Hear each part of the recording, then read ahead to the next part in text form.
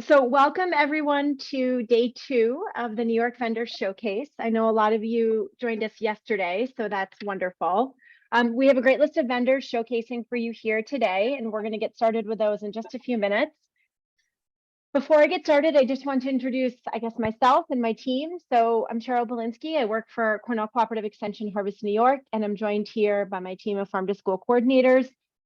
We have Becky, Lizzie, SJ, Megan, Katie, Christy, and Amy, and I just want to thank them for all their assistance in pulling this event off. There's a lot of things happening behind the scenes, and I'm very grateful for their support.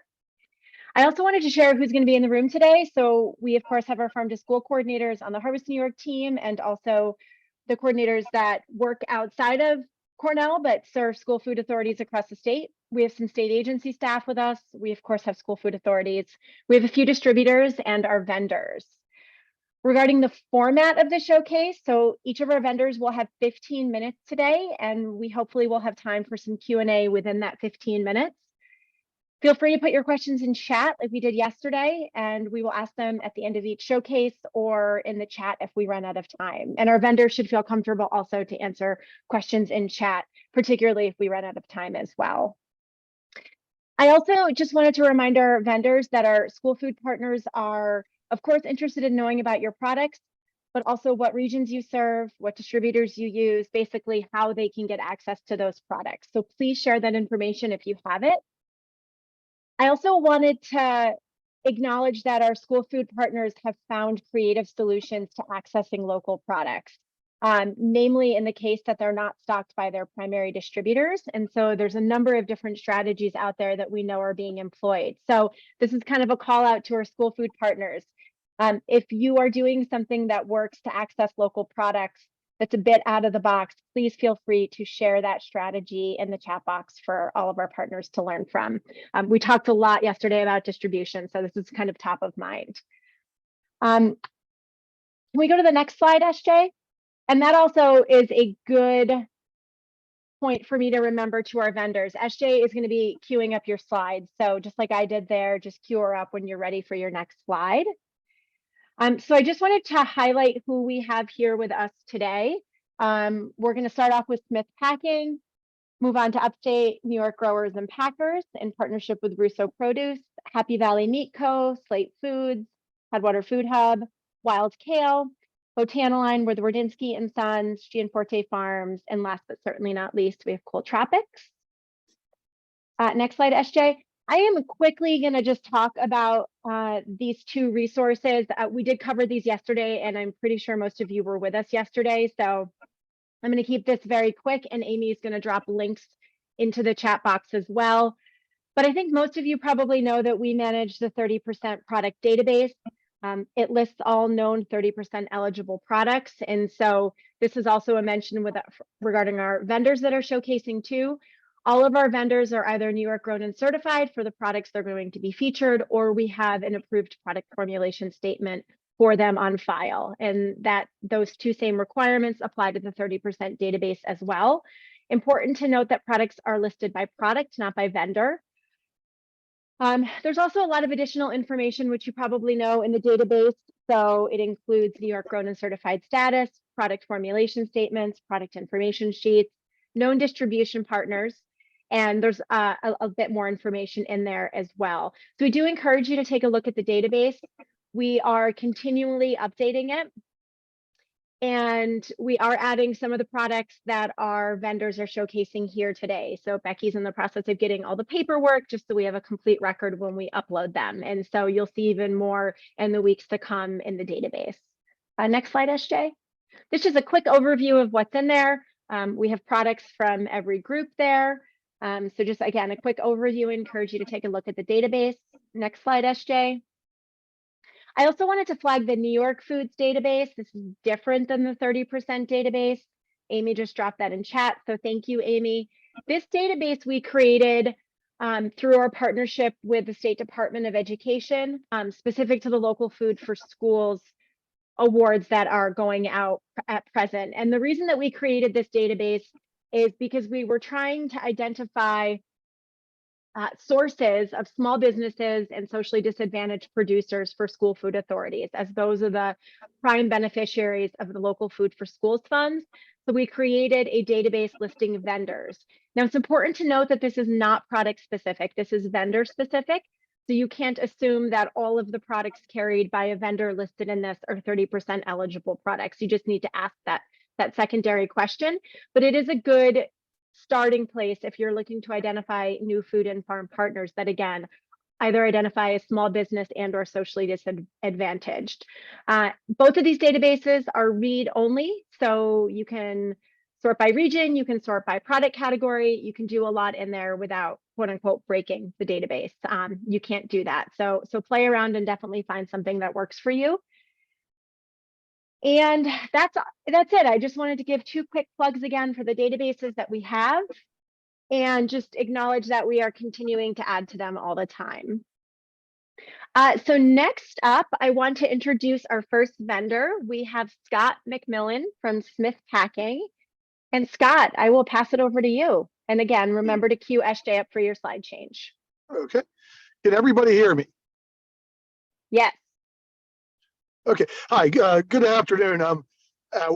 What's interesting? I just left the Tri-County show, so about 30 school districts we just presented some product to, and they had a nice event here where they brought some students by and took a look at all the different items, a lot of the New York State items that we currently do with the group up here in Saratoga.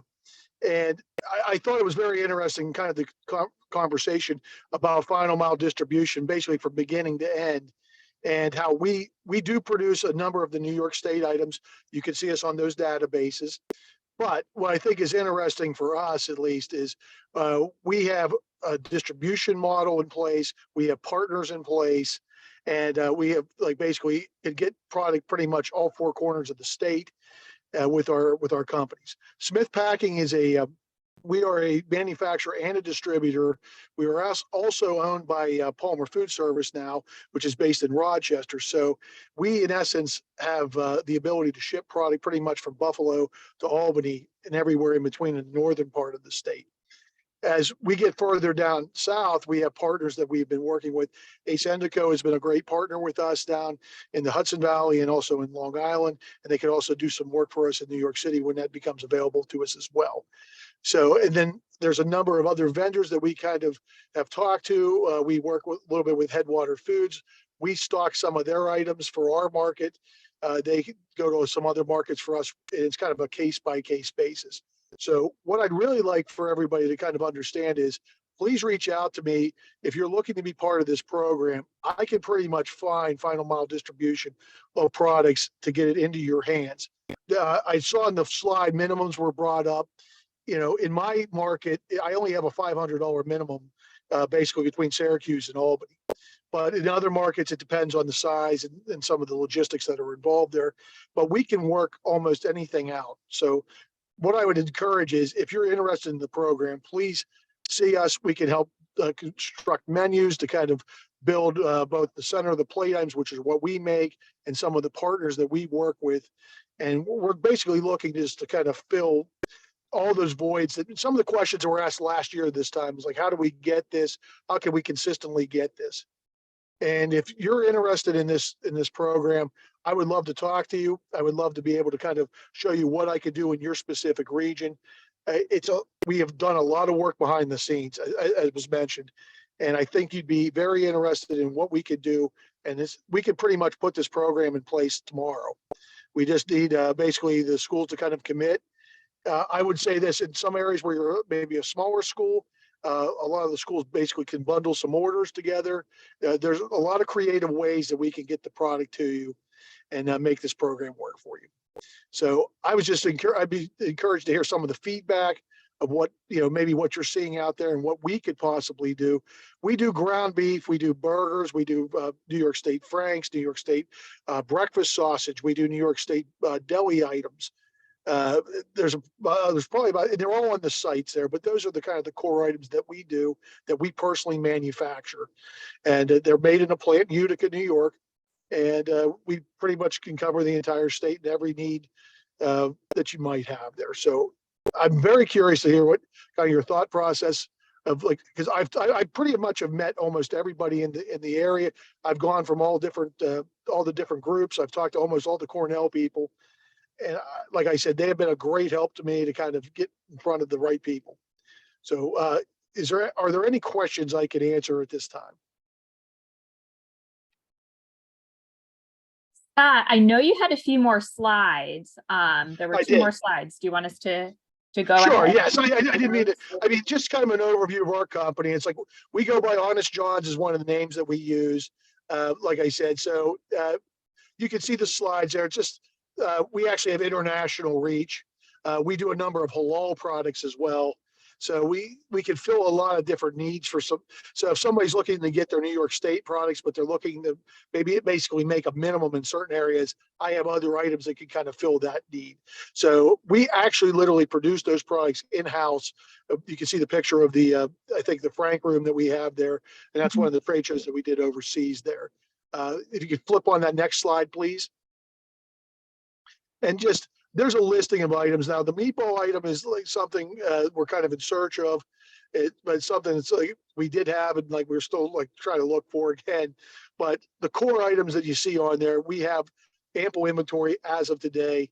And literally, I just left this Tri-County show, and everybody's getting ready to do their summer grilling, kind of like little farewell parties for the students. And I was taking a number of orders for burgers and hot dogs and outdoor events that they're looking to do. And so if anybody's looking to do that, and maybe you just want to kick off a New York Thursday, maybe in May, and you want to give the program a kind of a jump start for next year, reach out to me. We could get product to you. It'd be a great chance to try it out and see what everybody thinks of it. I'm sure you're going to like what you're trying. And like I said, I have every spec sheet you need. We qualify for everything. There should be, we're streamlining a lot of the different issues that to get your reimbursements. We have our spec sheets. We pretty much have everything kind of set and ready to roll for you. And like I said, I work closely with a lot of the Cornell people now. If you were looking for samples, if you're looking for me to come into the market, I do all that already.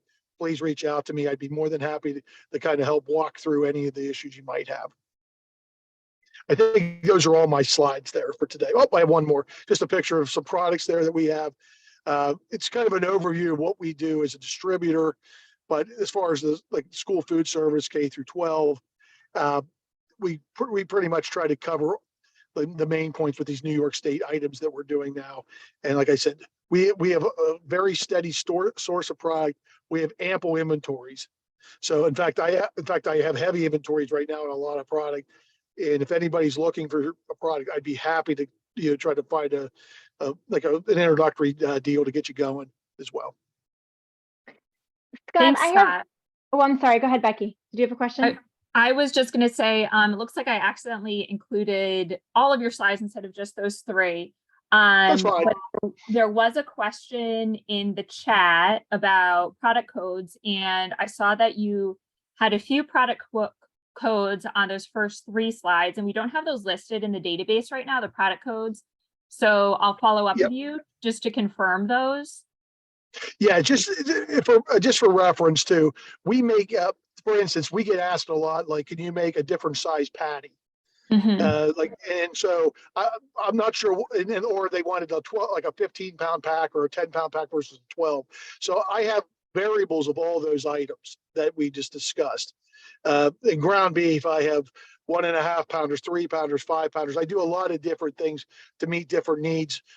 Some of the schools and actually some of the Nourish accounts that we deal with, they have different needs, and we try to meet those needs for our customer base. So the codes that you do have in the system, they are valid codes, but I also have probably maybe more updated codes that maybe kind of correlate with what you might want today. I know a lot of the schools are going to a 5-to-1 burger versus a 4-to-1 burger, and just for not just the price point, but also for the nutritionals. And those are the type of things that we are willing and able to do, and we're already doing them.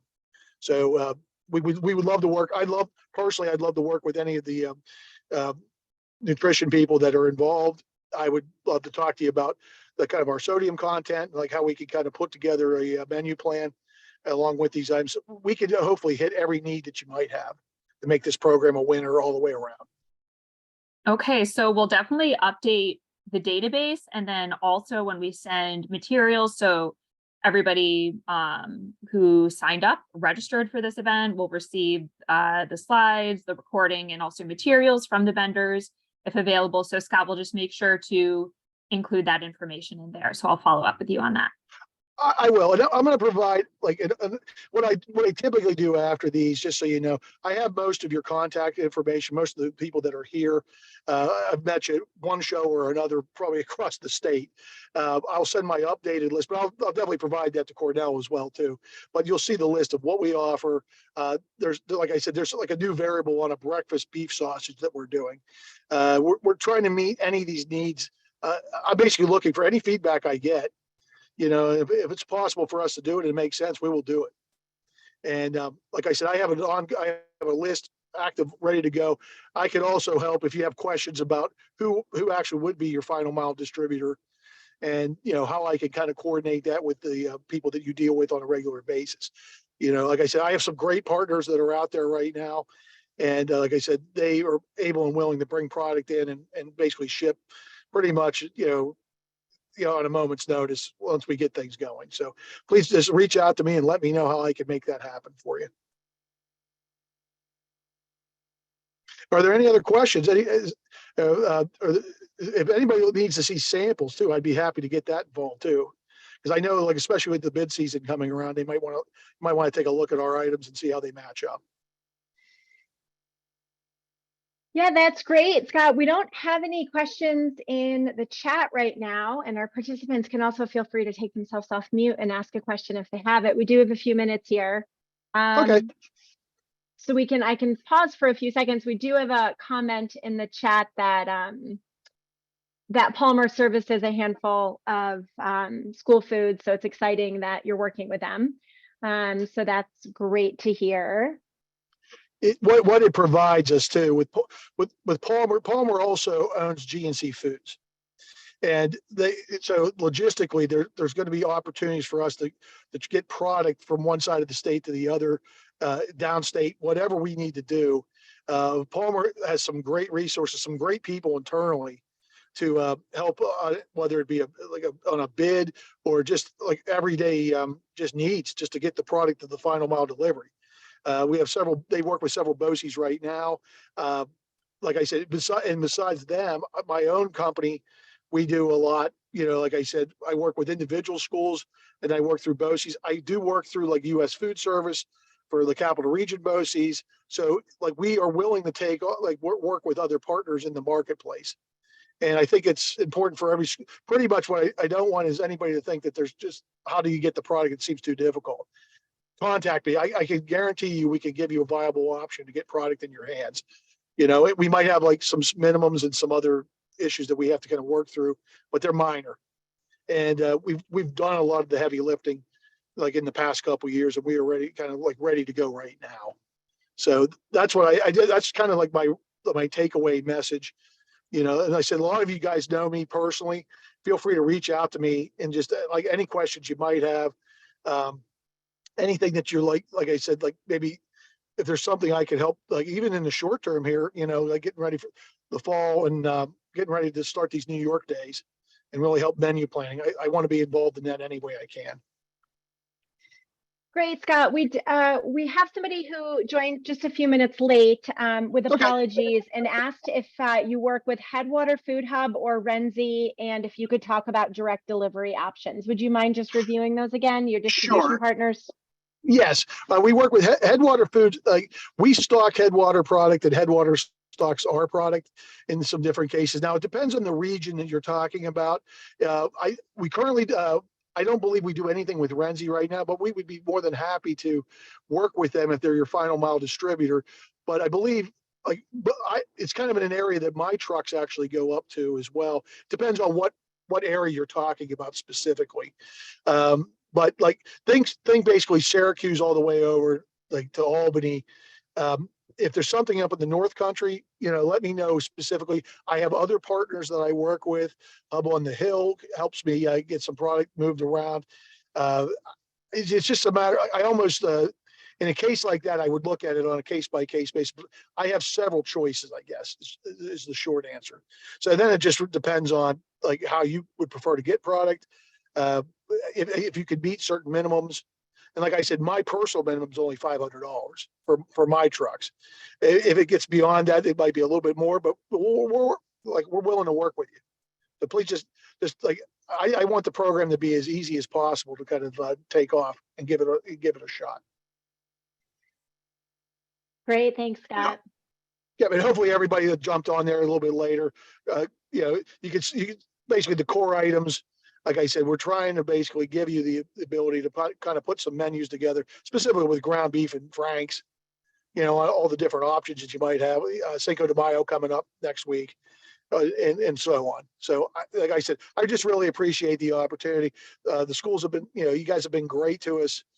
We've had really good support for the people that we've been working with, and we hope to work with more as time goes on. Great, thanks, Scott. Well, I don't see any other questions in chat. Okay. So I think we're good, but thank you for presenting and being willing to drive samples around. It is a plug for our school food partners across the state. If you'd like to do a New York sampling, we've done a handful of these already this year. So Becky helped out with one in Western New York, Amy on Long Island. And our school food vendors, have been great partners in getting samples. So if that's something your region might be interested in, feel free to reach out if you'd like some assistance in setting that up. But we always encourage folks to sample products, obviously, before bidding them. Yep. So, and like I said, keep me in mind. Like I said, I look forward to hearing from you. A lot of you have my direct contact information as well. So let me know what I can do to help. Great. Thank you, Scott. Really appreciate it. Okay. Have a great day, everyone. You too. Bye now. Bye-bye. All right, folks. So we are going to be switching gears and talking about produce. And so we have Luke George with us, who's with Upstate Growers and Packers. So Luke, do you want to take it away and then just cue SJ up for a slide transfer when you're ready, if that sounds good. All right, sounds great. Thanks for having us today. Actually, John's probably going to start first, and we'll go back and forth here. Great. Tell you guys a little story. So, hi, I'm John Russo with Russo Produce, and I guess we're both going to just give you a little introductory of who we are and what we do. I'm with Russo Produce Company. It's located in Syracuse, New York. You can probably can you go to the first page, Esther? Thanks. And we're a woman-owned a company that has year-round distribution of fresh produce. We service a very large range of customer base, from chain grocery stores to all the way down to institutions, colleges, schools, down to like mom and pop restaurants. So one of the things that we are able to do is really scale delivery sizes and really be flexible to some of those things. We do run a fleet of our own trucks, and then also we own a secondary logistics company that runs larger like tractor trailer loads of product also.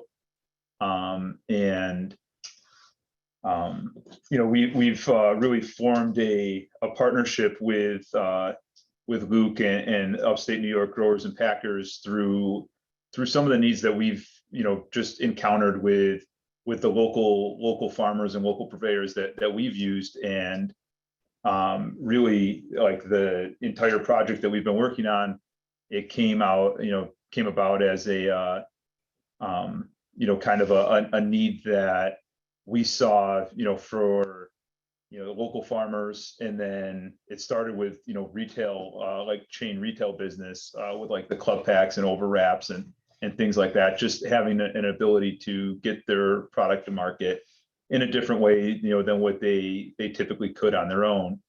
And now it's kind of in the last couple of years, it's taken the next step into evolving into some like minimally processed fruits and vegetables that really fit well into the New York State and school models. So I'll let Luke kind of talk about what he does next. And so Upstate New York Growers and Packers is a farmer-owned cooperative.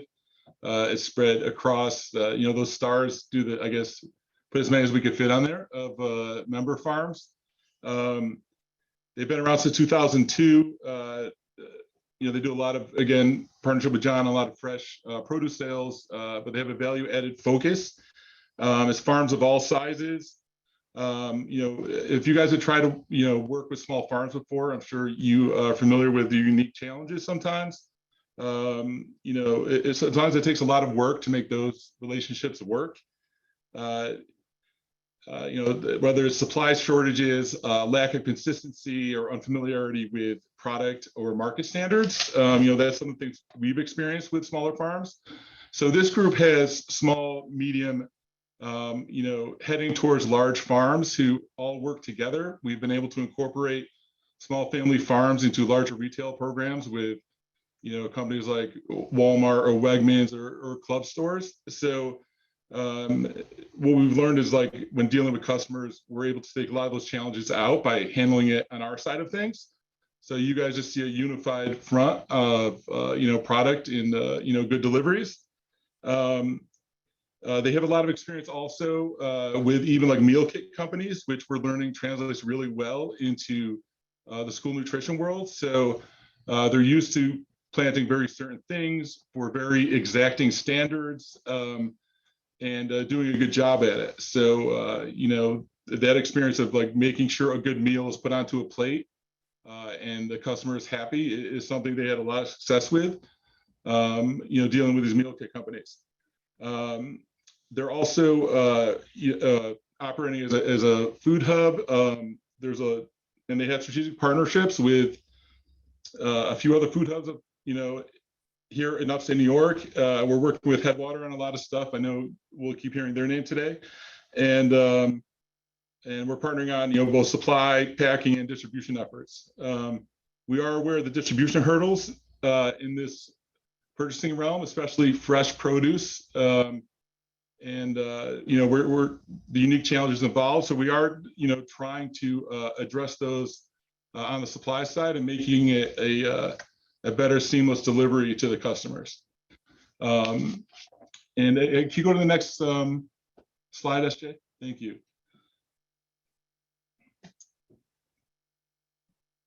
You want to know this one or? Sure. So this kind of just highlights, some of the products and services that we currently, have been doing and working on for different schools, and things that we really have gotten much more involved, much more in depth with, and been able to expand programs, for districts that we've currently been working on. So, and a lot of it is, like single cut produce items. We're working on like portion control. Like in the picture, you'll see, different like portion control items that, would be part of like an FFV program. Those are actually items that we've done in the Syracuse City Schools and their FFV program. And then, we've been able to take larger districts and then piggyback smaller districts into those same programs so that they're able to participate, in those programs and kind of widen those programs. But also, there's a cost savings, or they're able to piggyback the volume of some of the other anchor districts that we work with.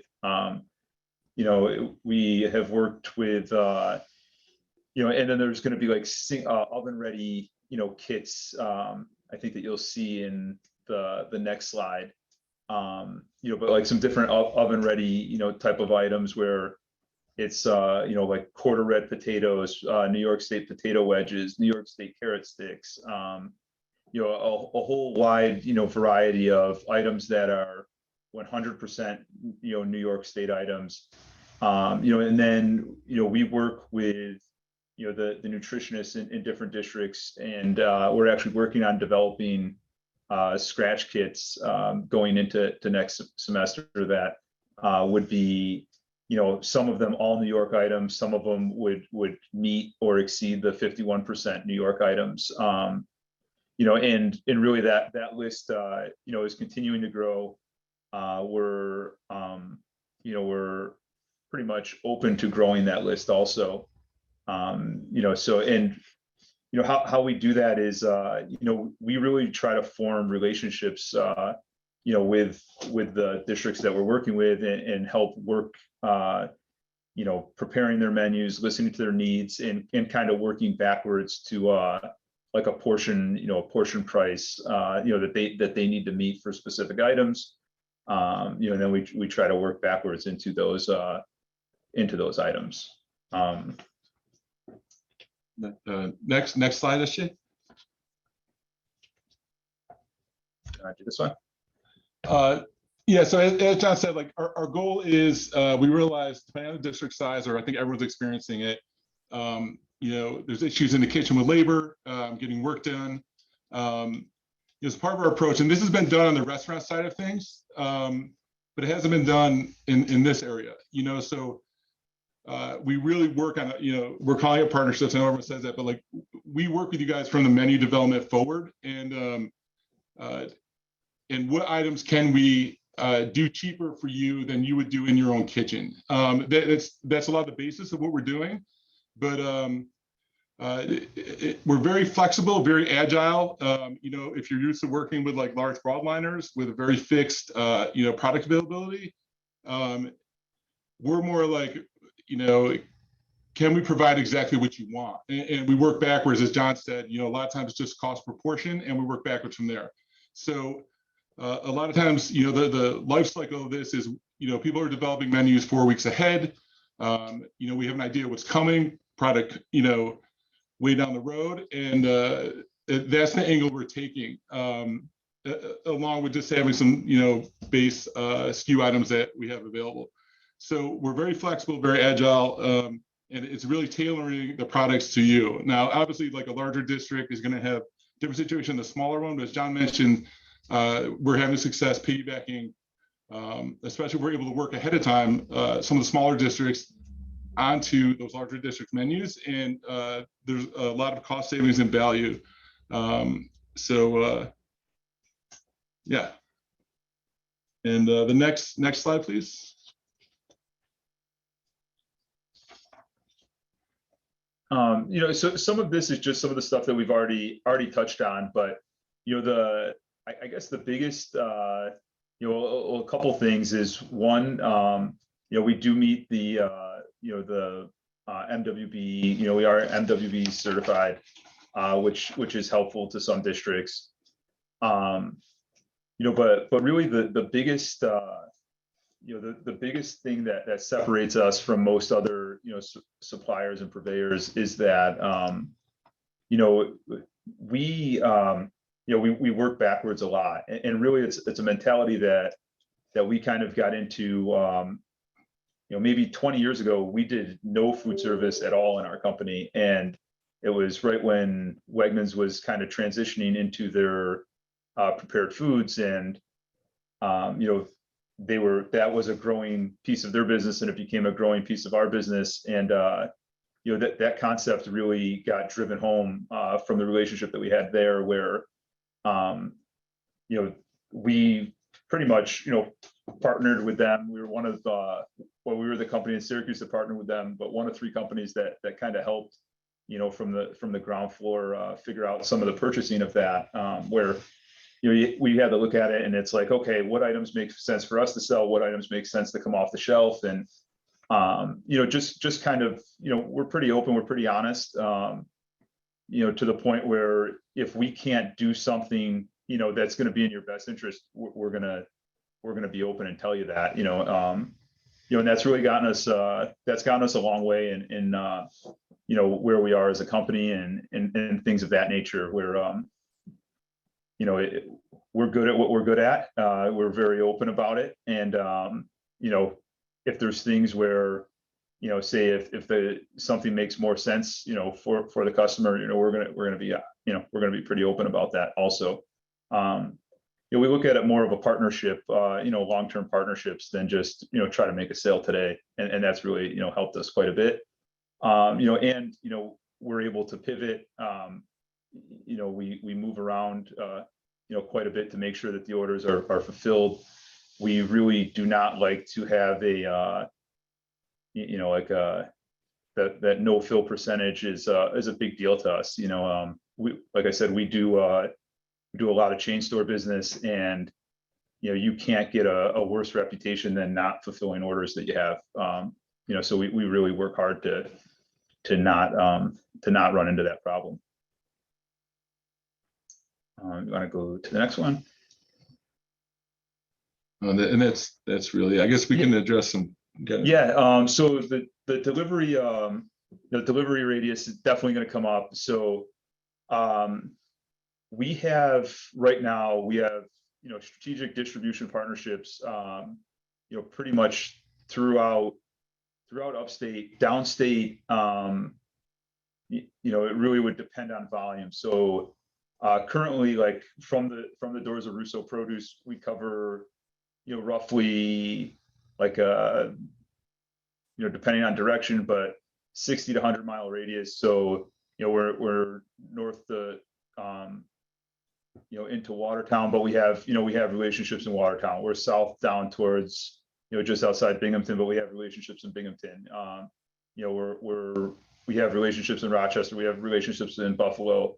We have relationships through like the Utica and Albany areas, or deliver off our own trucks into those areas. So we have a pretty good grasp throughout the entire state, whether it's off of our trucks or partnerships with some of the current places that districts are using. So I guess that within the industry, and I know that it came up, we partner with Renzi on different items, or we'll sell them different items. Headwater, between us, Luke and Headwater, we work very closely on different items as far as their items going towards our customers, or we'll develop products or pack items for them, or distribution and things of that nature. So it's one of those things where reach out and we can definitely we'll find an answer for it. The volume going downstate into the New York City area, it really becomes I guess a per case basis, based off of volume. We do have some partnerships downstate also, but I think that their minimums are a little bit stricter than kind of where we are up here. So yeah, I mean, generally we understand fresh produce is different than frozen, obviously. On our cut goods, it's usually 14 days on like some of the longer items, carrots, onions, potatoes, and usually 10 days on more of a perishable item. So managing, as we said, like expectations and the menus and that kind of stuff, it's really more of a case by case. But generally, even when we're shipping fresh produce, we're into New York City, 5 days a week, Long Island 2 or 3 days a week. John has 6 trucks on the road that are into the tri-state area relatively almost daily. So basically, if the order's big enough, we'll get it done, and or if not, we'll reach out to our partners and find a way to get it done. So. Great, thanks, Luke and John. I have a quick question, perhaps quick, and then we'll probably wrap after this. But on some of the value-added products, like I'm thinking about like the fresh cut and the ones that you have individually packaged. That picture was really nice. Like, what is the process to being able to get those? Like, are you kind of packing them to order? Are you responding to bids specifically for those like individually packed items or those value-added products? So the pictures that you saw, that was actually from the Syracuse City, items that we actually packed for the Syracuse City bid. And that was for like they have like the FFE program. But I guess we did have some other districts that, once that bid came out kind of as an anchor, we did have some other districts that, were able to partake in some of those items also. So, we used those items and then offered them, to a wider scope. I think we're in Onondaga County, and they're moving, to like collective, a more like unified collective purchasing base, within the county. I think they're seeing some success with that. And, I think, some out in like the Oneida County and some of that stuff, is kind of moving into a similar space. So on those more value added, and again, I'm thinking fresh cut, things that are put into like individual PC bags, is the best pathway to get that like on a kind of like a formal bid so you can plan for it? If we have advanced notice, we can do that, pretty regularly. That's kind of driven by like volume of units. The pricing really comes down to volume of units. So like the higher, the volume of units, the more, the more attractive per unit price is able to get to. Gotcha. But no, really, like, it doesn't have to be, I would say maybe, 7 days, like a week ahead, we can come up with something. Sometimes some items might be a little bit longer depending, if they're non-New York State items and travel time to get it in, and then processed, packed, and delivered. And sure, I think big picture is that we know, like, on bids, there's 20-pound potato bags, like some of this individual stuff, to be honest, like, we're still developing a lot of these products. So, I don't have enough familiarity to tell you, I don't know if right now there's a bid number for, 2-ounce blueberries, you know what I mean? I know on like yogurt there is, and, there's some of these other, pre-portioned things. But I guess that's something, as we walk down this path, we're going to obviously take a better look at, but, I don't know if that answers the question or not. It does for today, and I appreciate that. Yeah, I think we have a lot more we can talk about too. That's great. Sure. Any last minute questions for Upstate and Russo before we move on?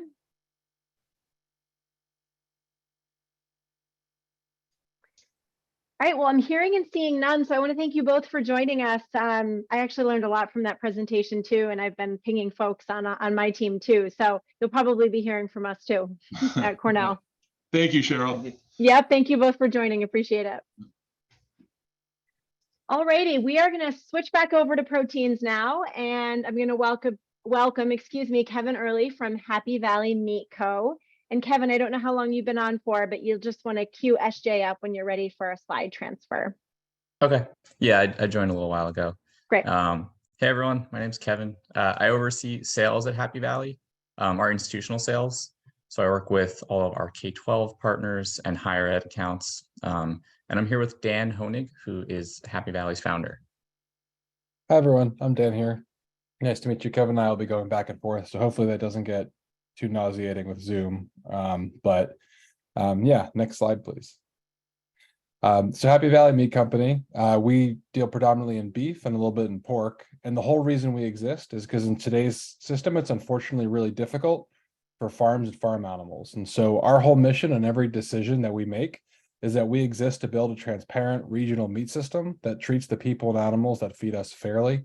Our farms are predominantly in the Finger Lakes region of New York, and we also deal with some farms in central Pennsylvania as well. We are able to separate those supplies out, so we are able to ensure that we get, just New York or just Pennsylvania, depending on the schools that we work with. Next slide, please. And so, what do we do is we find homes for all the different cuts. I don't know how many of you have tried to buy whole beef animals from small farms, but there's 32 different cuts that come off of an animal. A lot of them are steaks, a lot of them ground beef. And so it gets really challenging. I don't have to tell you all that, to balance a whole carcass. And so that's what we do, is in order to have complete traceability of how where the farm is and how the animals are raised, we buy whole animals from small farms. And then we're matchmakers for all the different cuts. And so predominantly our high-end steaks and, filet mignon and ribeyes and strips go to fine dining restaurants. And those also get to carry a lot of the cost of the animal. And then our really important but high volume cuts, so like our ground beef, our rounds, we even make sausages and hot dogs. Those we tend to sell to our institutional customers, which is both colleges, but then K through 12. Next slide, please. And so we like to say, for the farm, we're the best of both worlds. So we buy whole animals just like the big packers do. So there are 4 companies that control 85% of the beef supply in the US. And that's taken a lot of autonomy away from farmers. But and so we buy directly from the farms, and we pay stable pricing that's a premium above the market so that they're able to predict what they're getting at the end. But farms who previously had tried to escape the commodity system tend to have to go to farmers markets, and a lot of farms don't want to be at a farmer's market. They just want to be farming. And so we keep the story intact, and we're able to tell the story of those farmers. And so the farmers get to know where their product is going, and they get to have those relationships. We do farm trips, and we actually go in and, as Kevin will talk about later, and do educational events at schools. So we like to say we've tried to develop a solution that's the best of both worlds. And, in terms of being really direct and really small versus really large and anonymous. So next slide, please. And to give you a sense of what our average farmer looks like. And so our average farmer has been farming for multiple generations, and their sole concern, one of their main concerns is keeping that farm for their, future generations and not losing it. They tend to raise their beef on pasture for at least 2/3 of their life, but often more. They do finish using grains, but they're not exclusively on grains. They use grasses and hay and the animals, to ensure a healthy digestive system. They grow their own feed. They're not using growth hormones or growth promoting antibiotics. They're growing their own calves, but also buy from neighbor farms to finish. And they generally finish about 120 head a year. And so that's a pretty small farm. So not like a micro farm, but still a relatively small farm and then we have some pictures of some of the farms that we work with here and my sort of red back of my head. Next slide, please. And so thinking about our beef is, what are the benefits of our program from you as a purchaser would be it's not anonymous. Everything's local and traceable from small farms. We say there's a terroir. So there's actually a flavor that the animals pick up from roaming through pastures and getting to eat. Terroir would be like, flavor of the land. So as they're roaming through pastures, they're not getting a purely total mixed ration, but they're able to pick up the different flavors that are out in pasture. It really adds to the flavor of that product. In-house in terms of the farmers are growing their own feeds. So there's consistency and marbling. And then a really important part of local is how much it really supports a community, how much it prevents profits from being extracted from small agricultural communities to devote a certain part of your budget to actually supporting local. And I guess you're all here, so you know that already, but it really does, it builds in that stability that gives farmers a chance at having, that land for their kids and their kids' kids. Next slide, please. And then just this is our impact for 2022. So just showing like how much of our work that we're really proud of that stays in the agricultural communities. So, almost $5 million of economic impact into small farm communities. And so it's just numbers that we're really proud of. So wanted to share that with you all here. And one of the fun metrics that we started tracking is how many people that we get to feed. And so we fed about 2.74 million people in 2022. Next slide, please. And so just a really kind of interesting reason for, again, you don't probably need to be convinced why local is important, but if you did, there's some interesting studies that show the economic power of buying local. And so we actually went through, there was a USDA funded economist who built a calculating tool to show like what is the difference in economic impact from one system versus another. And so for every dollar spent in our system, it turns into $1.95 back into the economic community, which is we're saying is going to be central New York and central Pennsylvania. But depending on if we just pull from central New York, it's just central New York, versus sort of a conventional supply chain. That $1 and that extra money comes from taxes, from creating new jobs, from being able to expand farms. And so instead of pulling that money out and extracting it through if let's say it goes to a company that has investors outside of the area, it can stay in that community. And so this is one of the ways in which we've been able to quantify the economic impact of our partners by showing how much what they're spending, how that impacts that community. And so that was a really fun thing that we got to learn. Didn't know what an economic multiplier was before, so I'm glad the USDA funded that project. And then a little bit more, and I think we'll switch over to Kevin after this. But in terms of our system versus what a typical US dollar is, and they haven't released the latest, but the farmer in our system gets 62 cents for every dollar. Then a small processor, which we also count in the agriculture community, gets about 20 cents for every dollar spent with us. Versus the average farmer gets 14 cents. And then this is across the whole, the number for animal agriculture was a lot further in the past, but it's probably closer to about 30 cents. And this is like the average farmer in the US gets 14 cents for every dollar spent at wholesale. So again, the USDA publishes a lot of really interesting information, and this is one of the things that we're proud of, is how much of our dollars go back into those farming communities. Next slide, please. Just kind of a list of some of our farms, where they're located, and before I hand it over to Kevin. Yeah. So something we love to do is campus events. We do like tastings, guest lectures, even farm trips, with the goal to really help showcase the partnership and let the school community know that their dining program is supporting local, and they're sourcing ingredients from small family farms in New York State.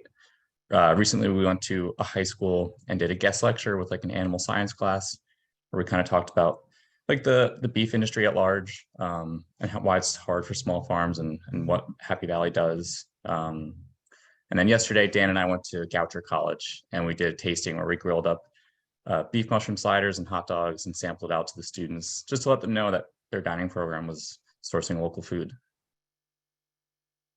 And some of the partners that we work with are, so far for like the New York State 30% initiative, we've worked with Goshen School District. They used our 3-ounce patties for a New York State burger, and then they used our ground beef to make a New York State meat sauce served with New York pasta.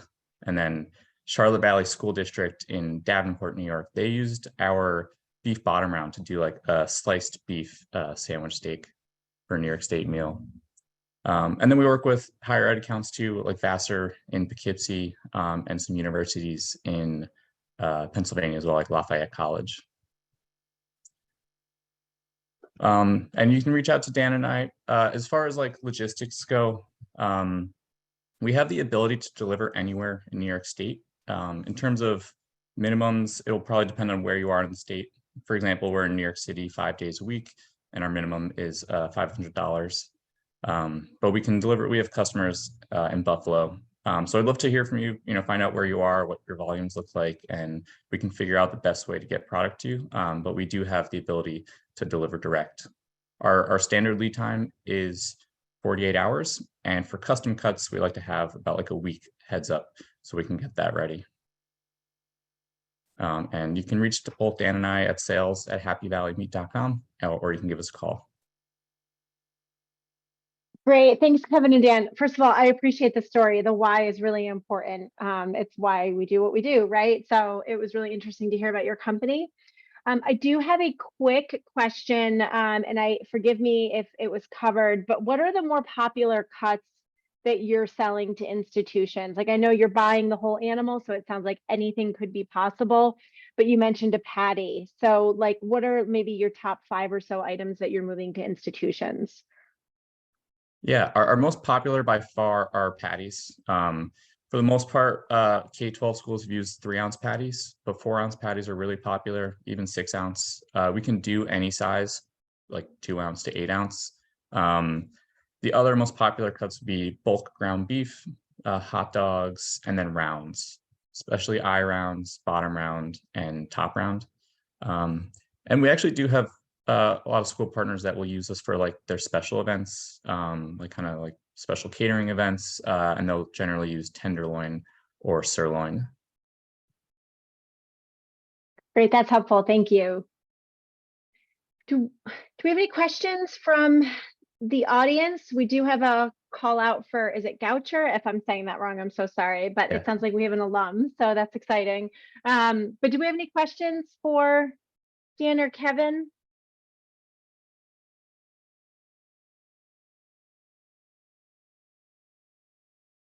Kind of seeing, hearing none, so we may be good to go. And obviously there's contact information there. And I don't know if we have your products listed in the database, in our 30% database. I should know that. If we don't, then we'll make sure to get you added as a vendor there as well. So Becky may be reaching out about that, and you may be there, and I'm sorry if you are, and I just don't know. Thank you. Thank you both for joining. Really appreciate it. Yeah, thanks so much. Okay, so staying on the, they are in the database. Good call out. Thanks, Christy. I appreciate that. So staying on the protein thread, I am happy to welcome Julia Van Loon, Slate Foods. Julia, similarly, just cue SJ up when you're ready for a slide transfer, and take it away. Thank you. Thanks, Cheryl, and thank you to everyone who's here. Looking at the participants list earlier, there are so many customers that we have been working with for years, and we are so grateful to have you here and introduce to those who don't know us. Next slide, please. So we've been around the block a couple of times with Farm to School, being that we started in 2006, actually, as I was a consultant. I had been an instructor at the French Culinary Institute and took my culinary training into the National School Lunch Program, working with some school districts on Long Island. And so I'm pretty fluent in that. And it was easy when I made the decision to become a producer. In 2012, I had, well, actually, let's go back. In 2006, I attended, and normally I put this slide up called the 5-pound dilemma, but I'll just verbally tell you about it. And it was a presentation I went to where a doctor, Jeffrey Hyman, he was pretty progressive MD, and he did a dump of a 5-pound bag of flour, and it got everywhere. And the goal was to show us that those 5 pounds represented the amount of antibiotics an animal would have in its lifetime. So I freaked out, went home, that's it, no, no more commercial beef. And I was like, but wait a minute, if it's not good for my kids, why is it good for the kids that I'm serving in schools? So it took 6 years. And I finally was able to produce the first New York State beef for a district on Long Island, shout out North Shore. And it grew really, really quickly. We created a partnership with a bunch of different players, first so that I could become certified as a QBA and DBQA. And then we decided that we would launch our program statewide. So we created a distribution model that is unique. I'll talk about that a little later. And between 2016 and 2018, we became WBE. I believe we're one of the first few New York grown and certified beef producers, not sure, but up there. And we were probably in about 100 cafeterias by 2018. And that was when the initiative was launched. And we were very active in American Farmland Trust Coalition to help pen that whole program. So we're really proud.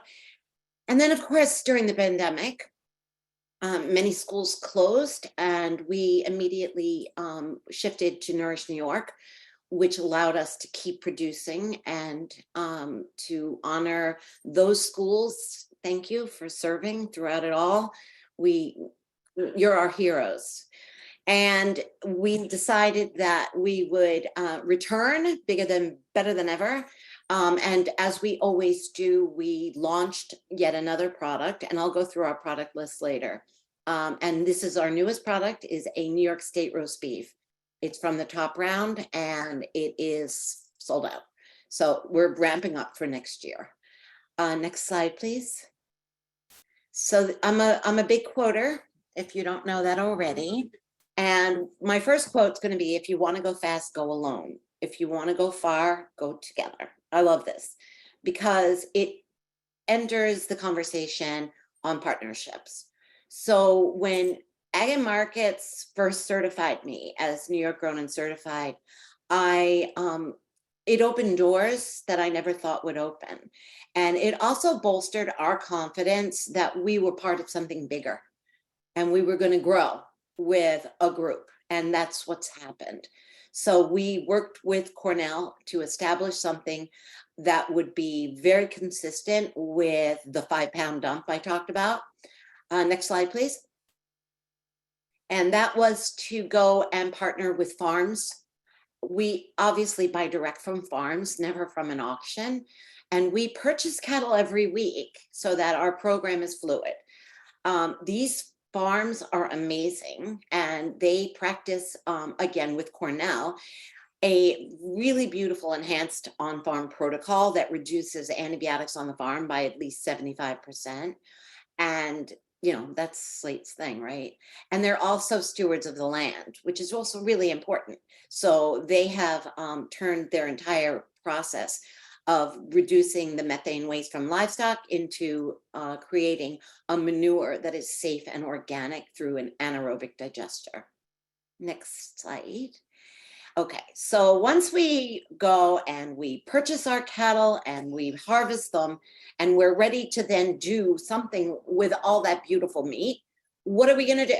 Well, we're going to obviously use a processor that can turn this trim into what we want. And that would be ground beef, patties, hot dogs, roast beef, meatballs.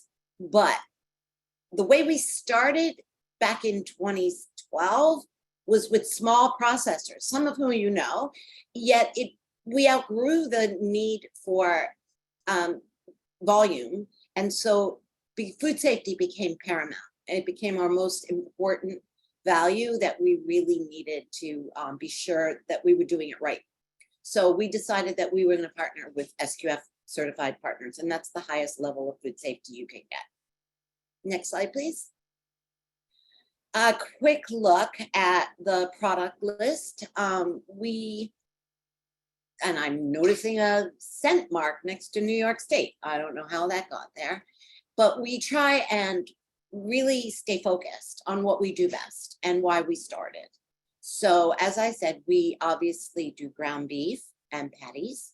We do patties that we knew when we were consultants would be the most popular size, and that would be 2.6 ounce, 3 ounce, 4 ounce. We launched our cooked meatball about 3 years ago. It's a serious hit, and we do that with an SQF partner. And the beef tenderloin is something that perhaps other districts can tell you better about than I, because they do incredible things with them, and it's priced so right so that it's not even just a special event, it's actually on their menus. I was just at North Shore Schools, and Alan did an incredible tenderloin with greens and potatoes, and you wouldn't believe it was a school food lunch. Louis Pushcart hot dogs were launched 4 years ago, clean label, just beef. And then now we have the roast beef, 2 ways with rub or plain, and it's from the top round. And the rub has about 4 ingredients. So again, clean label, and that's very Slate to have a clean label. Next year, we began for Nurse New York, partnering with a small, well, not so small, but a really beautiful family hog farm in the Finger Lakes. And we are ready to begin to offer next year ground pork and pork shoulder for pulled pork. Next slide, please. Okay, so when we started in 2012, we knew that distribution was going to be probably the biggest challenge. So we settled it then. We went to Albany. We met with the commissioner of OGS, Roanne DeStito at the time, and we got what they call an MOU, which meant that we could piggyback with brown box in any of the OGS warehouses. And there was only one on Long Island that was actually run by Albany. But those that were outsourced watched our model with OGS on Long Island, saw and had faith in us. And so we were then able to expand to all the other OGS warehouses throughout the state, and then pick up a couple of individual warehouses so that we could do the same. So really from the start, there was nowhere we couldn't go. And Watertown was iffy about 5 years ago, but Renzi and Slate figured that one out a long time ago. So we theoretically can get to any place with really no minimums because they're being fulfilled by the commodity and brown box. For those independent warehouses, they will go out as long as you're ordering a couple of cases of produce, they will then take one case of Slate. So there's really no minimums. And we have our own logistics as well. So we have a pretty broad area that we could actually do direct delivery to if you're in a pinch and you need a few cases and it's not something that would work with a warehouse, we'll just get it to you. Next slide, please. So Cheryl, I want to thank you and the team because we've been on this road together for a really long time.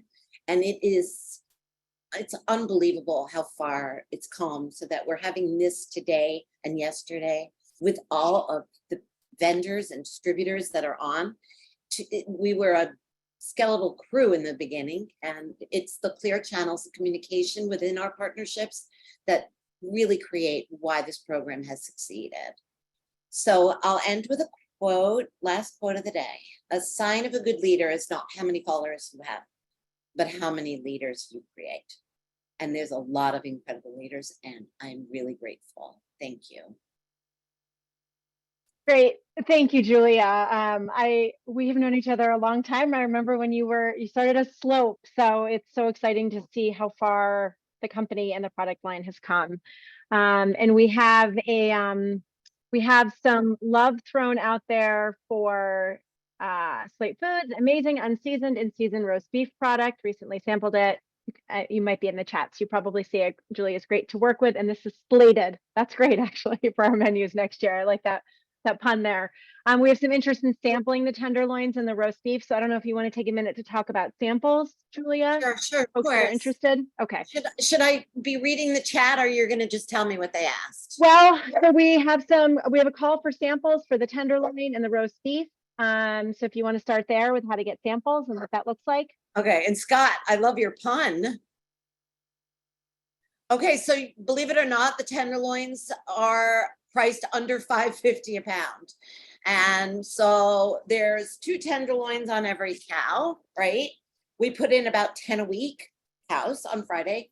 That tends to be our day, unless we have a bigger order and then I'll get more. And so that's 20 a week. I will be producing all summer. We will have plenty. They will come as any other of our products would. It's cased usually 20, 25 pounds. We are going to maybe ramp that up to 50 pounds just to save on shipping. Each tenderloin weighs around 3 pounds. And I would actually defer to all the customers who are buying them to help us out. So guys, if you want to send me an email that I can aggregate all your responses, I would love to share that with Cheryl.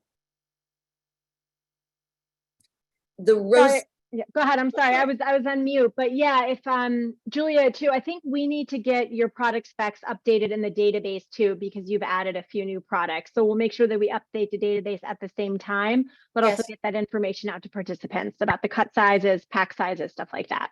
Okay, thanks. Thank you. The roast beef is, I kind of wanted to keep it within a recognizable commercial spec, like a boar's head. So it's a 50-pound box. There's 4 or 5, depending on the size of the top round, splits ready for slicing, fully cooked. The one with the rub is my favorite. And I honestly was doing some R&D, and we sliced thin 2 ounces, and it was almost too much for a sandwich. So here's where my culinary background comes in. And I say to you, Well, if you do like a Philly cheesesteak or a Balboa, which is a Westchester thing, and you do cheese, you can cut back on the meat alternate from the roast beef, because now you have your protein from the cheese and you can make it really affordable. The price is going to be anywhere from $7.75 to $8.10 a pound, depending on cattle prices. But it goes a long way for sure. Julia, we have a question about shipped fresh or frozen. Which most products are frozen. The roast beef has a 50-day shelf life in the cryo, so that can certainly go fresh, but that would be up to the customer. We do it either way. But most of our products are shipped frozen so that we can get it into the warehouse and have it ready. We don't want to have to worry about a school saying, oh, I don't have room, I can't take it this week, because then you start to have the clock ticking on perishability. So frozen really has always been the safest way to go.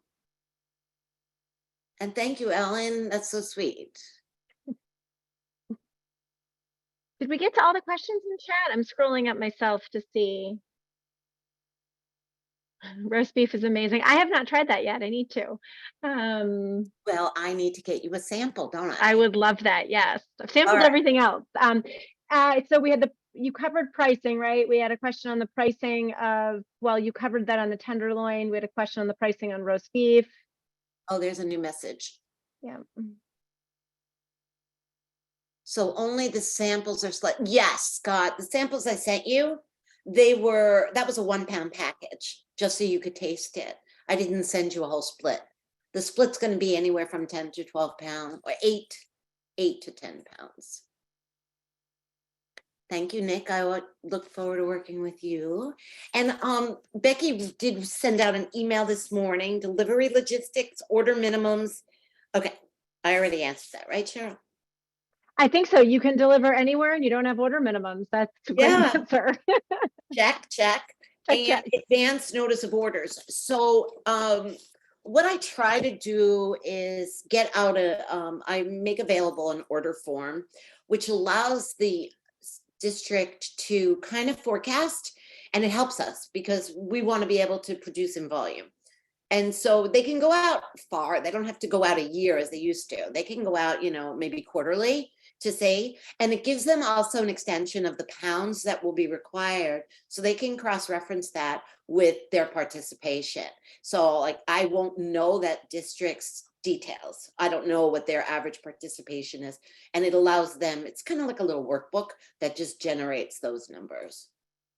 So we could get that to you. Great. Well, thank you, Julia. There's definitely a lot of love in the chat box, so that's always nice to hear. And thanks for your presentation. I learn something new every single time I hear you present, and I'm always inspired. So thank you. Thank you. Thank you all. All right, wonderful. So next up, we are going to hear from Headwater, who has a slate, not to overuse that word, but I will, of New York food products available. So I'm going to pass it over to, I'm not sure who's presenting, whether it's TC or Emily, but whichever, please feel free to take it away and just queue up SJ for your slide change. Thanks, Cheryl. So I'm Emily. I'm the Farm to School Program Manager with Headwater. I also have TC Washington, our Director of Community Programs here. Yep, you are here. Okay. Hi, everyone. I think TC is going to kick off the presentation, so I'll mute and then come back on in a bit. Thanks. Yeah. Thanks, SJ. So just wanted to give just a quick overview of where we're going to go. So we're just going to talk a little bit about Headwater and the work we do, and then some of our, our items, our catalog, our experience, and our New York State products, and then the sort of different ways that we work with schools to procure New York State products. And please, add questions to the chat as we go. Next slide, please. So Headwater has been around for going on 14 years, and our work is really trying to bring local food into institutions in a way that's easy for folks to be able to use. And so, we work with over 200 different farms, processors, and producers to bring in a full catalog of New York State items and to do the distribution at this point pretty much across the state. Next slide, thanks. And we just wanted to sort of give a visual, oh, sorry. Yeah, thanks, that one's good, of what that looks like. So our trucks are going to different farms and producers.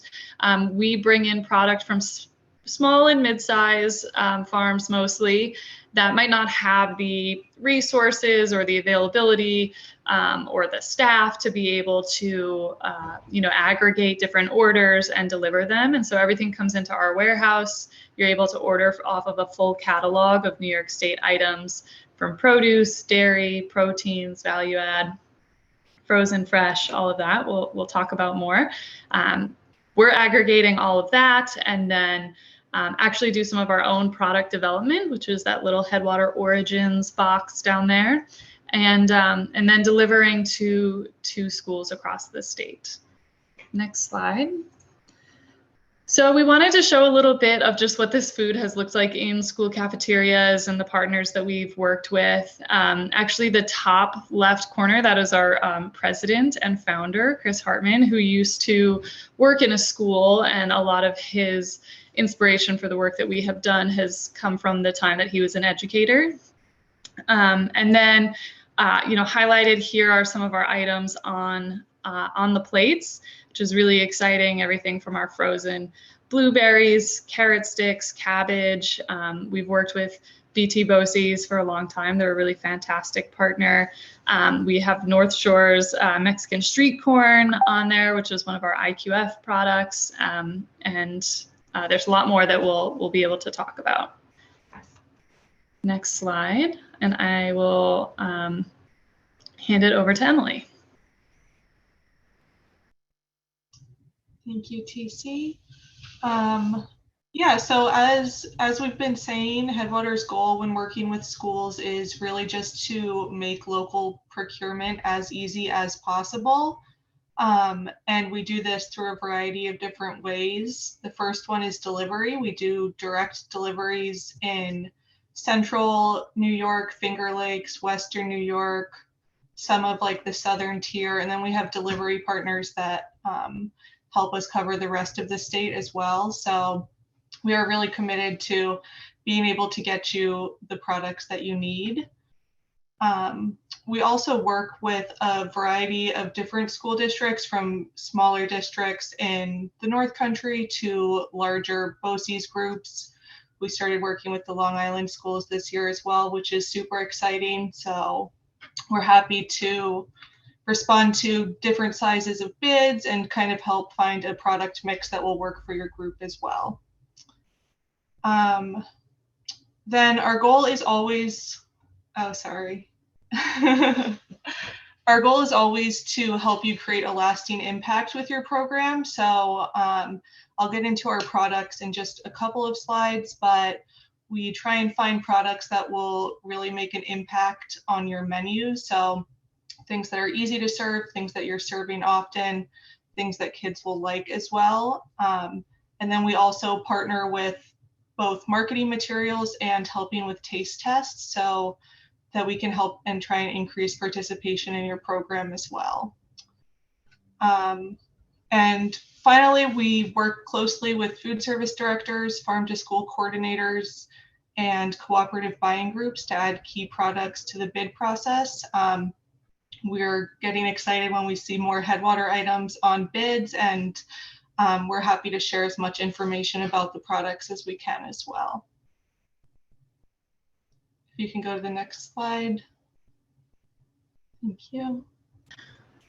Yeah, I always just like to mention during these presentations that, so Headwater has worked with a lot of farms, but also a lot of processors. And New York State has some really impressive processing capabilities. And One of our sort of growing ways that we're involved in a lot of the farm to school work are the products that we're developing and coordinating the supply chain for, even back to like crop planning with the growers on certain products. Emily will talk about like our frozen vegetable line, which is a big piece of it, but we're always interested to hear too if there are specific New York State items that schools would love to have, but that aren't available on the market, don't exist yet. Currently, one of the things that we've had some requests on are like New York State bread items, like a breadstick or a roll, and so we're researching that. And so if there are big gaps in your menu and you're trying to like make a New York State plate, we're curious to hear what those things are and see if there are ways we could basically coordinate a supply chain to get you those items.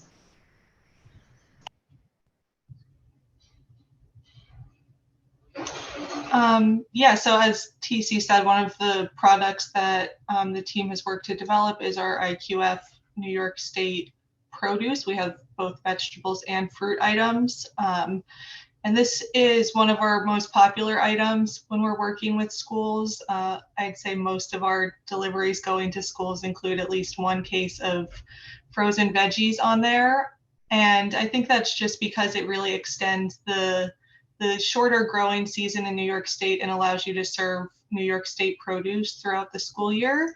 So we have the IQF corn, we have green beans, peas, diced carrots, diced butternut squash, and then, like I said, the fruit options as well. So we have sliced apples, frozen blueberries, frozen cherries, and we're also doing a blueberry cherry blend as well. So we see more schools serving a yogurt parfait or a smoothie or something like that for lunch. So that's a great option to be able to serve New York State fruit in the winters as well.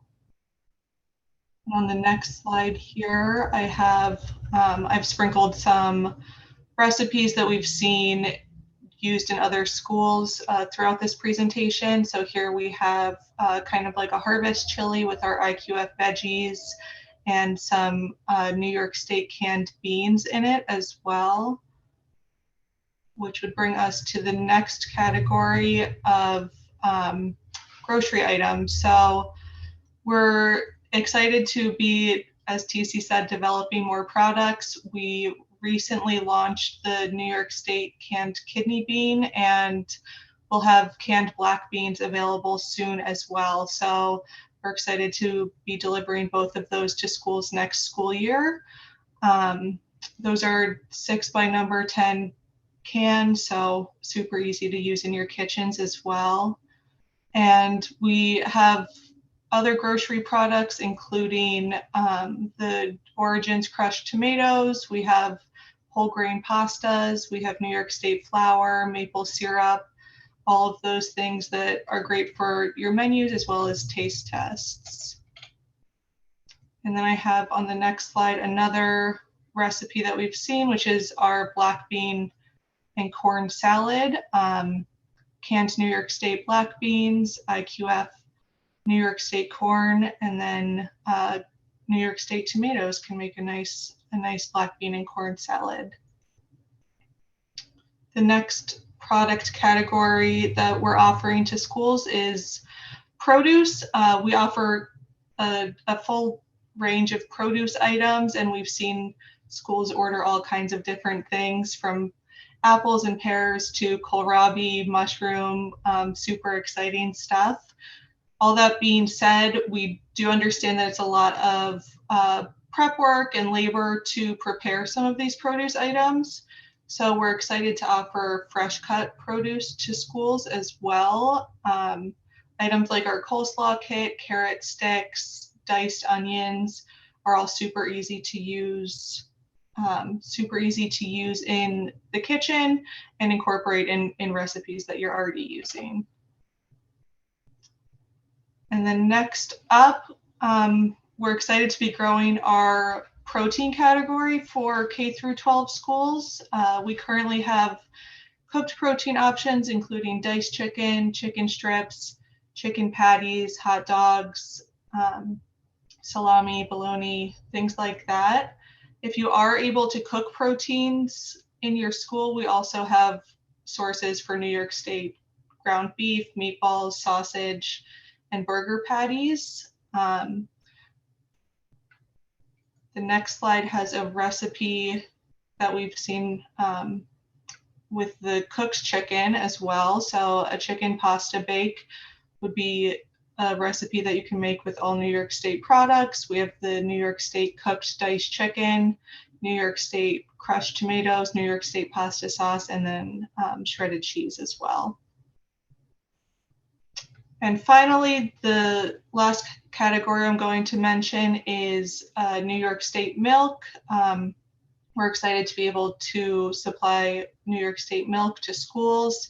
We started delivering to the Long Island schools this year and have been super excited to watch them all kind of grow their farm to school program since then. As you all know, the milk is essential to a 30% program. So we're excited to be able to offer that and complete the program as well.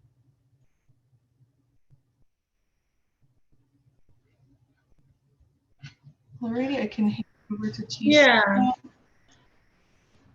So just wanted to cover, Emily has mentioned a few of them, but just the ways that we have worked with schools in the past. Some of the schools that we work with are able to buy off bid.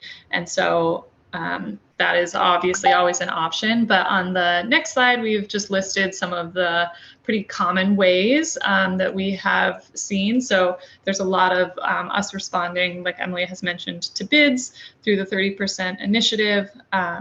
Sort of the purchasing incentives for buying local, including that initiative, the Local Food for Schools program, which I know applications have closed for, but we're excited to see who had applied.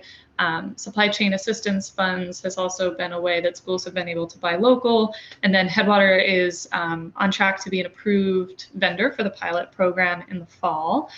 Those purchases can't count towards the 30%, but are a way to incorporate more local produce into your purchasing if that's a goal.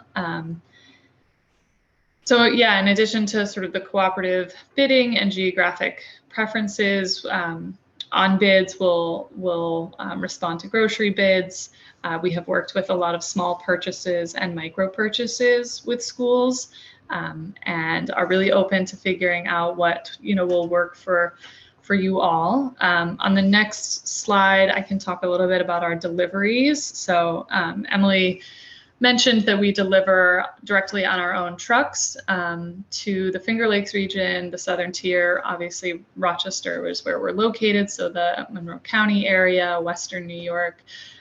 We are out to sort of the Syracuse region, and into Utica. And then outside of that, we do have last mile partners that help us deliver into Long Island, New York City, the North Country. And there was a question actually in the chat while Emily was talking up a question about our ability to deliver into the Mid-Hudson Valley. So we're always trying to expand the number of distributors that we're working with. It really helps when we talk with folks to be able to say, like, there's a specific school or area who's looking for our product. Would you be able to deliver on our behalf? And so we're getting into the Hudson Valley area. So yes, I think that would also cover Westchester. So we're excited about that. And yeah, thanks, SJ. Yep, so that wraps our informational portion of our presentation, but happy to answer any questions that you all have. Great, thanks TC and Emily. We are a little behind schedule, so I'm going to ask if we can respond to questions in chat, if that's okay. We do have one here about the distributors that you work with in the Hudson Valley. I don't know if you can answer that quickly and or take it to chat so we can get on to our next presenter. Does that sound good, TC? Yeah, so that's the one that we have like a phone call today with a distributor we think would be able to deliver into the Hudson Valley. So we'll let you know how that goes and get back to folks on that one. Great, thanks folks. So if our participants do have questions for Headwater, just because we're a few minutes behind, please put them in chat. I'm assuming TC and Emily can hang on for a few minutes and answer them. And I think, great, wonderful. Thanks, TC and Emily.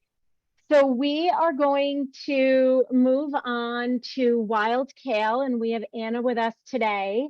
And she didn't present last year at the showcase, so she's a new vendor for us, and we're excited to hear her share about, sorry, I'm mixing up my words here, to share her product line with all of you. So Anna, you can go ahead and take it away, and then just queue up SJ when you're ready for a slide change.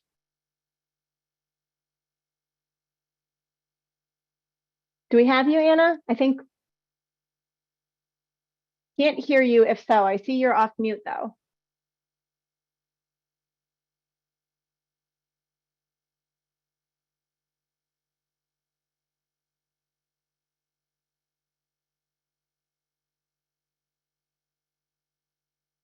Can folks hear me? Can I get a nod from my team? Yeah, we can hear you. Okay. Maybe Anna, sometimes it just Can you hear takes me now? Yes. Oh, Yes, we can hear you. Perfect. Okay. Take it away, Anna. Now? Yes. Yep. Okay. Sorry, We can hear you. Can you hear us? okay. Okay, so sorry about that. I don't know what happened, but Wildkale, I am the founder and CEO of Wildkale. We have been in the farm to table, farm to consumer field from 2017. And since then, we have established a large network of farms we work with. We also, as of last year, we led a feasibility study into the farm to institution space. So we interviewed a lot of food directors and spoke to them, and are certainly familiar with the pain points that food procurement in the schools face. And so we focus on private label product line, which has at least 51% New York State ingredients, but it's catered and customized only for schools. And how we do that, we focus on items that are easy and ready to use, such as dumplings or ravioli. We understand that school kitchens are understaffed usually. People don't have time, and we wanted food school directors not to have to worry about satisfying the 2 MMA requirement and the whole grain requirement. So this product line is basically produced in New York City at a high volume, state-of-the-art facility. We also have, the manufacturers, our co-producers, they have their own distribution capacity. We worked so far closely with the New York City DOE, and for them, we have offered a vegan dumpling and a vegan burger. New York City is focusing, as you might know, a lot on vegan items for the Friday menus, but we also have vegetarian and beef products. And those include cheese ravioli, beef ravioli, Swedish meatballs, regular beef burgers, beef and soy burgers. We are able to customize a lot of the products. So, but the products that we're currently offering are satisfying all school requirements because they're custom made for schools. We have focused on working with suppliers in New York State that can provide value. So we use New York State flour, we use New York State beef, and we produce products that at volume so that we can transfer these savings to the schools and match the requirements of a low cost item that's high quality. I believe that we can actually compete with some of the major food brands that are nationwide, but still provide a quality of product that's much better quality and tastes better. Most of the farms we work with are actually organic. So in terms of so AJ, you can, I believe you can, we are women certified business, if that helps. So I can go through some of the products, and then I can talk about distribution a little bit. So this is the vegan dumplings that I mentioned previously. It's made with organic whole wheat flour. We worked long and hard to satisfy the 2 MMA with soybeans from New York State that are also organic. So these were made specifically for the New York City DOE, and I believe that if we could make it into that system, that we can certainly make it into other school districts, especially because the New York City system it's very price sensitive. So the next one is, if you don't mind, SJ. So we do have turkey burgers. I forgot to mention those. We also, we can go through the next one. So these are pretty easy to serve items. We have beef ravioli, and we also have cheese ravioli.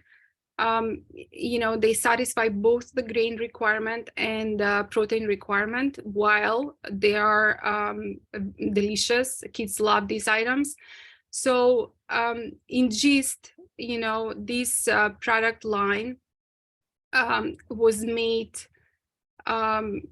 to make it easy for the school directors, and also to make it, you know, to make kids enjoy these items without having to complicate too much to prepare a couple of different items for one serving of lunch. So AJ, you can go quicker. So we have also grass-fed meatballs. These come frozen, they're raw and frozen. And they can be either served, you know, cooked in for 8 to 10 minutes in marinara sauce, or they can be baked. So they're super easy to serve over pasta or serve with vegetables. Next one, these are everyone's favorite. It's New York chicken dumplings, New York State chicken dumplings. Everyone loves chicken dumplings, and we are certain that you know, your taste testers would love this if you're interested. Is that yeah, the burgers with New York State beef. This is pretty standard. But just to mention, I have had questions from school directors before, and about distribution. So these products, you know, they're custom made for us. The manufacturer we work with produces similar items that are distributed nationwide. So they're very experienced in terms of distribution and production. The minimum orders are about 1,000 pounds in terms of production run. However, in terms of distribution, this is what I have said, and what we have discussed with the manufacturer, that, you know, if we have orders, we'll figure out distribution. Distribution is just a matter of cost. But to be conservative, we are looking for 10 to 15 cases per school order. And what that means is that that's about 2,000 servings. I just went down and calculated that. But these cases can be mixed and matched. So for example, if you have a school with 500 kids, for example, you know, you can order weekly or bi-weekly or monthly, and then serve 4 different items in a row. So to use the whole quantity that you have ordered. For example, you can order ravioli, you can order burgers, and you can order chicken dumplings and serve them a couple of days in a row. So we can mix and match the cases. We prefer larger orders by a group of schools, but that doesn't mean that we are not able to work with smaller schools and smaller districts. We're happy to provide samples, and we can discuss about the best way to provide samples. We're even happy to drive samples to location to make sure that they're received on time and they're received frozen, or we can ship them. That's everything in a gist. And I don't know if anyone has has questions about the products. Great, thank you, Anna. And I was just going to put something in the chat too. We just received the product formulation statements for Wildkale's list of products. So we are going to be adding those products to the database. You won't see them in there yet, but I think Becky mentioned we'll be sharing out slide decks. So you'll have access to all of this product information that you see up on the screen here. Do we have any folks from, do we have any folks? I'm sorry, do we have any questions from folks? I haven't seen any come through chat, but I can wait just a moment before we move on to the next vendor, if there are some. Yeah, and you feel free to contact me at Anna@Wildkale or contact@Wildkale. I'm happy to discuss individually with each one of you, and also receive feedback. So please feel free to reach out directly, and we can provide all the information you need.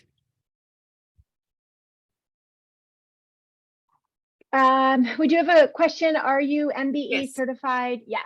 Actually, I'm certified in New York City, and we're in the fast track process for New York State. So that should be coming, out shortly, like in couple of, in 1 or 2 months, depends how fast the New York State certification process is. But we are in New York City and in the process for New York State. Great, thank you. All right, folks, well, we are just a few minutes behind schedule, so we're going to move on, but if you have questions for Anna, please put them in chat and we'll make sure we get those answered. We have 3 more presenters here today, and thank you, Anna, for that. We have 3 more presenters here today. We have Botaniline, that's going to be talking through some protein products. We have Gianforte Farm, who's going to be sharing information with us on some grain products that are available, and then Tropics, who has a line of Concord grape juice products. So please hang in there with us, and we appreciate your participation. I'm going to pass it over to Peggy. I think Peggy, do we have Peggy today or Mark? I'm not quite sure, I'm sorry. You actually have both. Oh, great. Hi, Peggy. Hi, Mark. Take it away and cue up SJ when you're ready for a slide change. Yep, I will. And I'm waiting for Peggy to unmute her microphone, and she was having some difficulty activating her video camera. So when I hear her chime in, I will turn the presentation over to her. Anyway, thank you for this opportunity. If you were on the call earlier with Scott McMillan, yep, and Smith Packaging, now owned by Palmer. I met Eric Smith many, many years ago before Scott joined Smith, and we have a great rapport between ourselves, which is Botaniline, and Skip Wardynski, representing his company of 104 years, Wardynski and Sons in Buffalo. Just parenthetically, I pray for Eric daily. He's a great, great man. And he's in very capable hands with both Palmer and Scott McMillan. As I said, we will be doing Peggy is off mute, so that's a good thing. I'm here. Yeah, we just can't see you. That's the tragedy, that we can't see you, Peggy. Okay. So folks, in the interest of your time, think of Botaniline and Wardynski as 2, but inextricably linked companies in Western New York. But we are separate in the fact that Botaniline's food science is a disruptor in the industry. And we have the flexibility of taking our inventions and innovation to Rochester, to Syracuse, to Albany, all the way down to Brooklyn and Long Island. With that, I want you to know that Botaniline is sort of like the initial Toyota and Honda automobile industry when it penetrated the United States.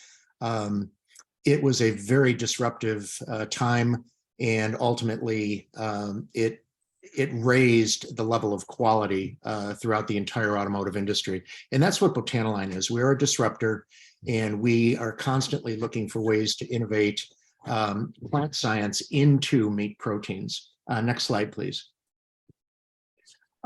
We have a passion and we have a track record primarily in the western part of the state, as well as Pennsylvania, Michigan, Ohio, in demonstrating our ability to provide healthier menu items for food service operators, not just schools, but the entire gamut. We use geographically, I mentioned Rochester, Syracuse, down to New York City and beyond.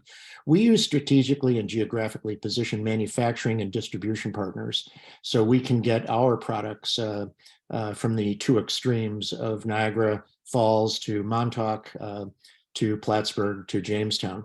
Next slide, please. We don't have to dwell on this because you know it better than anybody, but our passion is addressing the food crisis that exists worldwide, and most notably here in the United States and most notably in New York. Obesity leads to a plethora of other disease entities, and I personally think that heavily processed foods is a major contributor to the dis-ease or the disease that we're dealing with. It also is very disheartening that 3 million children are currently being treated for high blood pressure in the United States. Next slide. Peggy, this is you. This is me, and sorry you guys can't see me. I apologize. What I'm most excited about with our products is what we're able to give your students. You're going to get products that they like to eat, that you feel proud to give them because the sodium's lower, the fat's lower, the cholesterol, but they're going to enjoy it. And what we have is New York beef products that are easy to cook for all of you. It's nice, ready to eat, ready to heat and eat, and they're going to love it. The next slide, please. For those of you who aren't aware of what we offer, we do have an all beef hot dog. We have a jalapeno and cheese hot dog that seems to be especially loved by your high school students. We offer a beef Italian style sausage that is so flexible with all your different menu ideas. And my personal favorite is the beef bologna because I'm a very big fried bologna person. I love it. But what this offers to you, besides being able to be a New York beef, is it's good for you, it's good for the students, and you're going to feel great giving it to them.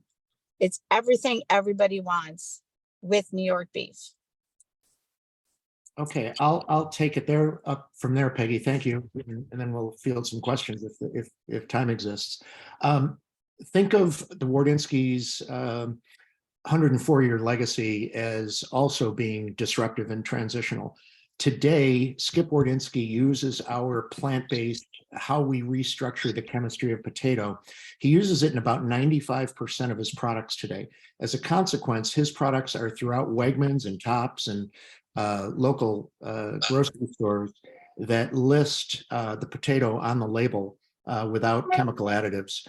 So we are very, very high in eliminating allergens, glutens, fillers, soy, and in particular, we're very high on eliminating things like sorbitol, potassium lactate, et cetera, in order to remove chemically and heavily processed additives to the proteins. I will be, for those of you who might be along the Hudson, I will be delivering some samples to Red Hook on Friday, and I will be doing a cutting for Ginsberg's on Monday.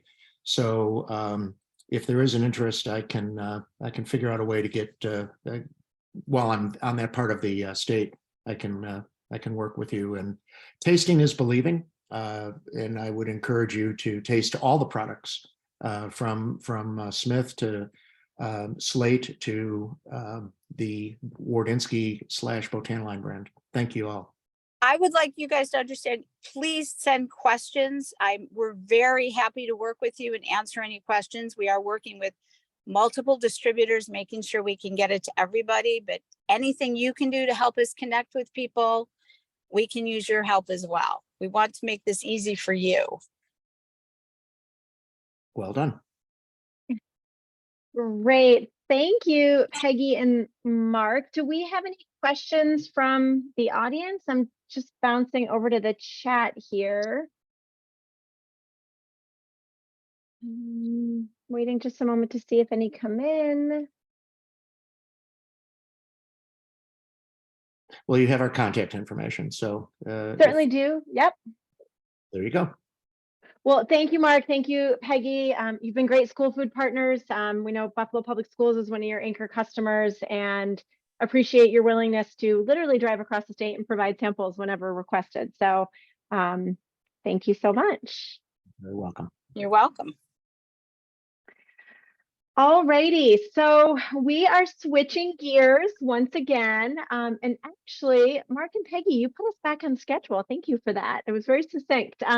So we have Anika with us, Anika Gianforte with Gianforte Farm, and she's going to be talking to us about their line of products that they have available. So Anika, please feel free to take it away and just cue SJ up for a slide change when you're ready. Awesome. Thanks so much, Cheryl. Good afternoon, everybody. My name is Anika Gianforte, as Cheryl mentioned, and it's kind of funny because I'm actually a dairy girl originally, but I ended up marrying into a family who has a grain farm, and that is Gianforte Farm. We're located in Cazenovia, New York, and I'll cue a slide change, please. And this is a screenshot of our website, which is simply gianfortefarm.com. Again, we're located in Cazenovia. We have several different helpful tools on our website. So we kind of have an overview about who we are, the different products that we make. And of course, I'll highlight a couple that I think would be relevant to the school system audience. And we also have a tab with recipes. So there, thank you, Amy. So there is a couple products here that you might be curious about how to utilize, and I would refer you to our recipes tab, and I'm also happy to answer questions as we move forward. Slide change, please. Okay, so just some background about who we are as a company. We are a 100% USDA certified organic operation. So currently we don't make any conventional products. It's 100% organic. We work approximately 800 acres of grain production locally in the central New York area. And for some of those products, we do value added products with them. So we take notably our red Fife wheat berries and we grind them into flour and sell them as whole berries. And we also grow oats that are dehulled and made into rolled oats that you would use for oatmeal. And I'll be highlighting both of those products here today. Our grains are milled on a made to order basis to ensure freshness. So when you're thinking about lead time, or if you're interested in ordering a product from us, we make it all made to order. So we would request that we get at least a 2-week lead time so that we can coordinate making sure that we have that product for you and it's ready to go. The reason we don't do that ahead of time is so that we're not carrying a huge inventory, and also so that you get the freshest product possible. We are also New York State grown and certified. So we have that qualification, and all of our products fall under that New York State grown and certified certification. Next slide, please. All right, so on this slide, I'm featuring our rolled oats. And there's actually, and you don't have to play the video, but that picture here actually is a video where you can see the oats going through a conveyor. If you're able to play it, awesome. If not, that's totally fine. The picture sends the same message. So our rolled oats are actually cold rolled. So what we mean by that is they're not steamed prior to processing, which is another reason that we don't want to carry a lot of inventory, because since they're not steamed, they have a lot of those natural oils that would still be active in them. So that's why we don't want to store them for an especially long time, especially in a warm environment, because we don't want them to spoil. So because of that, they tend to have a little bit more flavor than you might get from a Quaker oat. So you'll get a little bit more flavor. They are slightly thicker than an oat that you might get from a typical grocery store oat, just because they have that little bit of thickness. It doesn't make a huge difference with cooking time or anything like that. So if you were to make, oatmeal cookies or regular oatmeal, you'd make it the same way that you're used to with other brand oats. We do consider them a ready to cook product. I know overnight oats are a really popular product, but since we don't have a steaming step, we encourage everybody to treat them as a product that's ready to cook. So something that you would add in an oatmeal or a porridge something like that. For shelf life, we look at about 6 months, stored in a cool, dry location. Again, you don't want to be storing it in a location where there's a lot of heat, for example. All right, next slide, please. The other product that I'd like to highlight for schools today, and this is a little bit of a lesser known product compared to rolled oats, but are red fife wheat berries. So essentially, what is a wheat berry, you might ask? It's a kernel of wheat. So it's a great product. It's a high fiber product, really healthy product. And the next question we typically get is, how do I cook wheat berries? And essentially, the answer is very similar to how you'd cook rice. So if you were to put the wheat berries in a pot and add water, to a couple inches above the wheat berries, you would put them on medium heat and cook them until they get softer. So once they're cooked, they have a little bit of a chewy texture. They tend to have some earthy tones to them. And as far as how you would use them, you could make a wheat berry salad. So many times wheat berry salads are actually served cold. And it's a great, if you have dried fruit, you can add dried fruit to a wheat berry salad. You can make it a little bit more Mediterranean. There's a lot of Mediterranean ideas with wheat berry salads out there. You can also do some neat things seasonally. So adding apples or cranberries to a wheat berry salad is a great way to utilize it. You could also utilize it as an actual salad topping. So adding it to a salad bar might be a worthwhile idea, especially in an application like schools. And it's also a useful add into soups or chilies. So if you're making something in a large batch, that's an easy add-in. And it's a great way to add an extra fiber to something that you're already making in your recipe repertoire. Next slide, please. So as far as logistics and details go, we package our grains into 40-pound or 50-pound bags. Our rolled oats are packed into 40-pound bags, and our wheat berries are packed into 50-pound bags. And we pride ourselves on being pretty flexible to work with. We like to build relationships with our customers, and we're pretty proud of that. As far as distribution goes, we ship our product primarily through Wrist, and we also work with Headwater Food Hub. So if you're already working with Headwater, in particular, they help us move our rolled oats. And we're open to different shipping options depending on the customer. Again, we're flexible and like to work with you. We understand that it needs to work for you and us, and we're big on building those relationships. For pricing, it depends on where you're located and how much you order.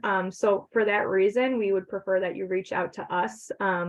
My email is anika.gianforte@gmail.com, and my husband's email is luke.gianforte@gmail.com. And we're very happy to answer any questions that you might have. And that is all I have. Great, thanks, Anika. Anika didn't share, she was on our Cornell team for many, many years, so we had the pleasure of being able to work with her directly. But are there any questions for Anika on the product?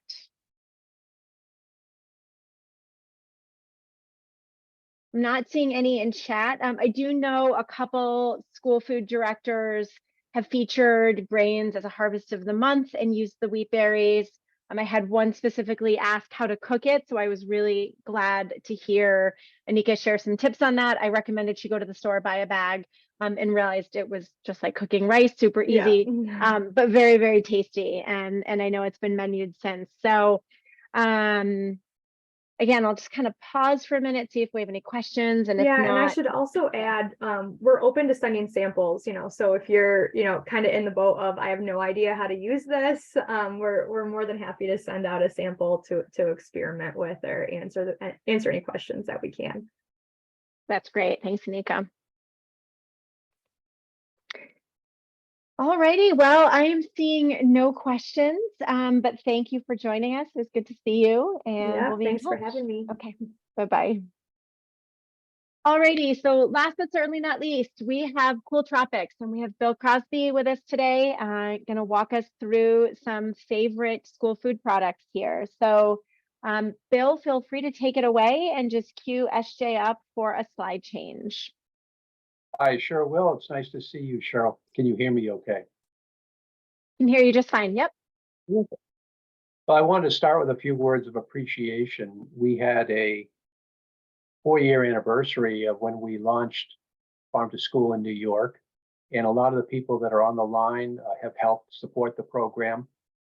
We got together with Welch's 4 years ago and said, because so many Concord grapes are grown in New York, is there a way that we can manufacture a product just for New York? And the two products that you're seeing on the screen, the Concord grape juice slush and the Concord grape apple juice cup, came out of those discussions. There's an origin story. Next slide, please, Cheryl. There's an origin story about Concord grapes that should be of particular interest to New York students, New York parents, school food service professionals. It begins back in 1849. And there was a farmer named Ephraim Bull, and he was down in Concord, Massachusetts. And he was trying to create a unique grape, something different than the European grapes. And for 6 years, he did thousands and thousands of different cuttings and seedlings, and finally came up with a Concord grape. He started selling the little vines for $5 a piece. And a number of years later, there was a minister down in, or actually he was a dentist down in New Jersey named Thomas Welch. And what Thomas Welch wanted to do, he was a very religious person, and he wanted to create a beverage for his church that they could use for communion. So he pasteurized the juice from the Concord grapes and created a non-alcoholic juice that they could serve during communion.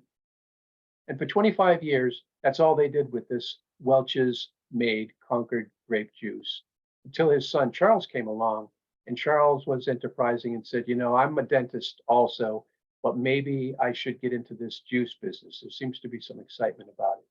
So in 1893, he founded the Welch's Juice Company, enter New York. 4 years after he founded the company, he moved the growing operation up to Westfield, New York, right on the shores of Lake Erie. And that began the entire Concord grape industry as we know it in New York today. Next slide, please. The thing about the growers in New York is they're small. They tend to be small, 47 acres average. And the other thing that's so interesting, besides the fact that that entire Lake Erie Concord grape belt is a great source of revenue for the state of New York, they also have a very accelerated harvest window where when it's time, the grapes, not only are they harvested from the vineyard the same day, 8 hours after they're harvested, they're actually processed into juice. Very, very interesting information for the students to learn about. Next slide, please. There are only 5 growing regions for Concord grapes in all of the United States. And the other thing that's so interesting about that is that Concord grapes are one of a handful of native fruits to North America. The entire industry of Concord grapes is an interesting scholastic topic. Next slide, please. So on to the products.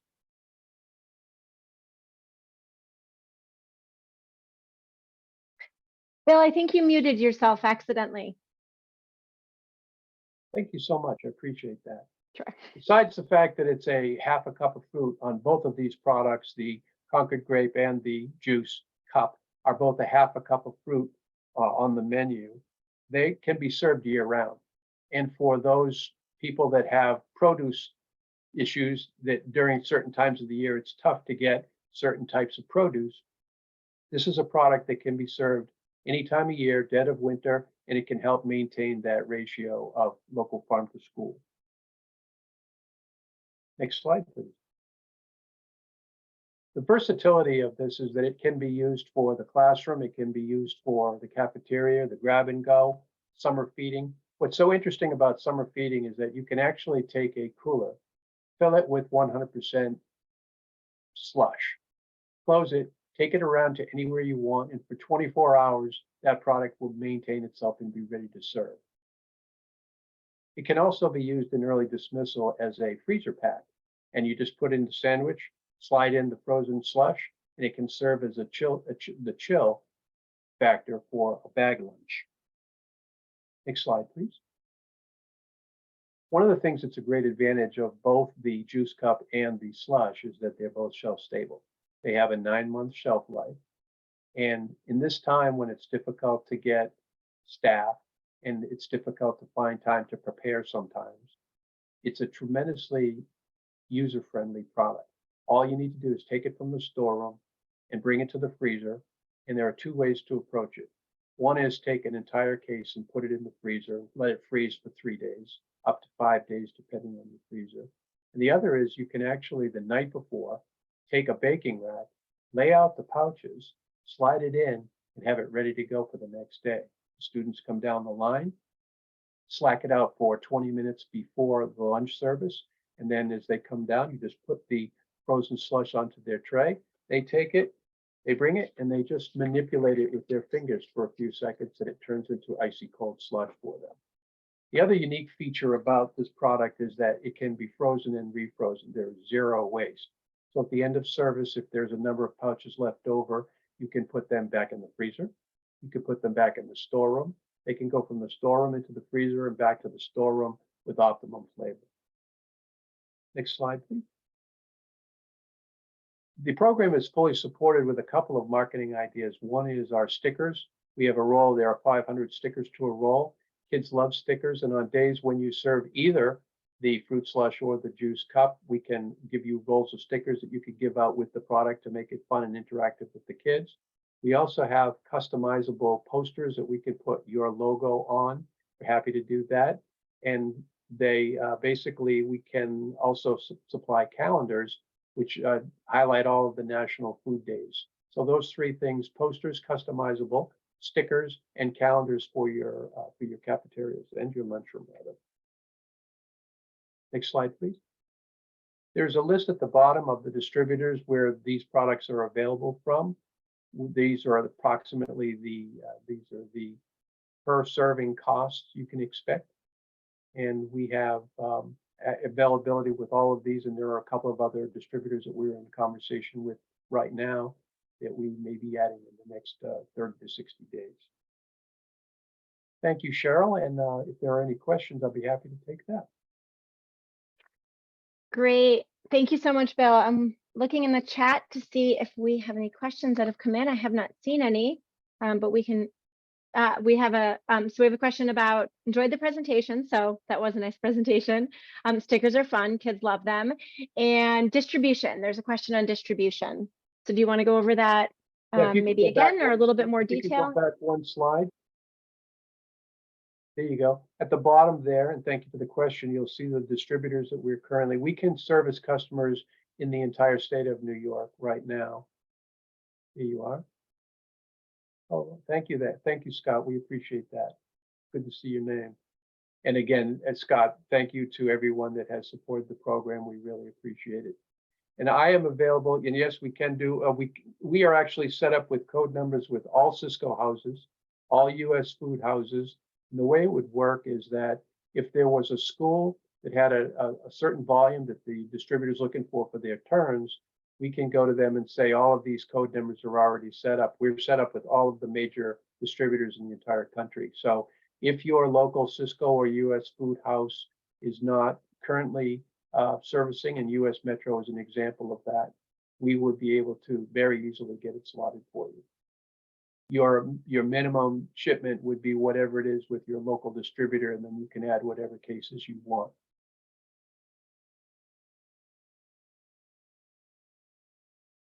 Any other questions from folks? This is a wonderful thing you're doing, Cheryl. It's great to see the Farm to School initiative doing so well. And by the way, I don't know if I mentioned, but this is actually at the heart of an expansion expansion where we're going into the state of California with Farm to School now, based on their white grape. We're going into Texas with the citrus product, and it all started here in New York. So again, thank you to everybody that has supported it. You've done a great thing, and it's only going to grow from here. That's really cool to hear, actually. And the product you produce is fantastic. My kids love it too. So thank you. I did put my contact info in the chat. So if anybody wants to email me or call me or go onto our website, all of our information should be able to be seen there. Perfect. Thank you so much, Bill. Appreciate it. All right, folks. So the end of day 2. Thanks for hanging in there with us. We appreciate your participation, your questions, and we will follow up with the recordings. We know a handful of folks couldn't make today actually, but registered for the recording. So we will be posting those to our YouTube page, and that information likely will come from Becky. We'll share it out along with all of the presentations that we have, and a list of the vendors, so you have easy access to their contact information. So if there's nothing else, I think we're good to go for today. And again, thank you for your participation and your